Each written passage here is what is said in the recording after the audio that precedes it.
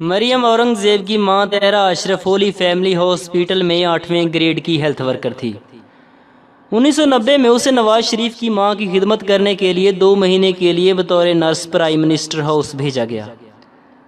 وہاں وہ نواز شریف کی آنکھ کو ایسی بھا گئی کہ 8ویں گریڈ کی ورکر کو 17ویں گریڈ پر ناقابل یقین طور پر پہنچا دیا گیا، حالانکہ اس کی تعلیم صرف مڈل تھی۔ اس کے نتیجے میں اس نے مسلم لیگ نواز کے ورکر مسٹر اورنگزیب سے شادی کرنے کے لیے اپنے سابقہ شوہر سے طلاق لے لی، جو اسلام آباد میں 10ویں گریڈ کا ملازم تھا۔ اگلے 10 سالوں میں وہ نواز فیملی کے قریب سے قریب تر ہوتی گئی۔ نواز شریف کی والدہ انجیکشن سے متعلقہ علاج اس کی نگرانی میں کروانے کو اہمیت دیتی تھی۔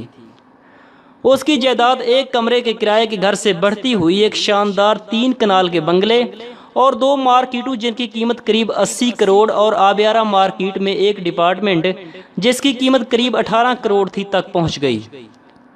مریم اورنگزیب کی ماں جو اب طاہرہ اورنگزیب بن چکی تھی، اس نے 2011 میں مشرف کیمپ جوائن کر کے نواز شریف کو غدار وطن قرار دے دیا۔ اس کے ثبوت وہ ٹی وی انٹرویوز ہیں جن میں وہ مشرف کا دفاع اور نواز شریف کو بے ایمان سیاستدان کہتی نظر آتی ہے۔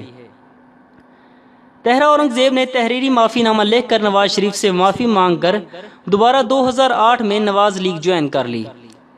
نواز شریف کی والدہ نے اسے معاف کر دیا اور اس شرط پر اسے سینیٹر بنا دیا گیا کہ وہ دوبارہ کبھی نواز شریف کو دھوکہ نہیں دے گی اور غداری نہیں کرے گی۔ طاہرہ اورنگزیب نے اس بارے میں بطور ثبوت تحریری اقرار نامہ بھی دے دیا۔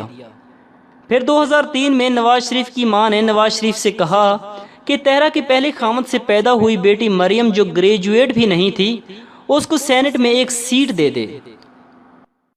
اور طاہرہ اورنگزیب نے بھی نواز شریف سے یہی کہا کہ میں عرصہ دراز سے تمہاری ماں کی اور تمہاری خدمت کر رہی ہوں، لہٰذا میری بیٹی مریم کو کہیں لگوا دو۔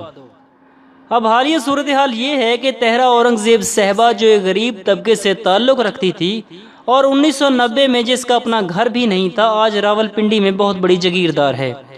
اس کی جائیداد کی اندازن قیمت اس وقت 150 کروڑ ہے۔ اس لیے جب مریم اورنگزیب نواز شریف کا دفاع کر رہی ہوتی ہے تو دراصل وہ اس بات کا قرض اتار رہی ہوتی ہے جو نواز فیملی نے آج انہیں بنا دیا ہے۔ اب آپ مریم اور اس کی ماں سے کیسے امید کر سکتے ہیں کہ وہ ملک کی وفادار ہوں اور کرپٹ نہ ہوں، جبکہ وہ پھل ہی کرپشن اور بددیانتی کا ہیں؟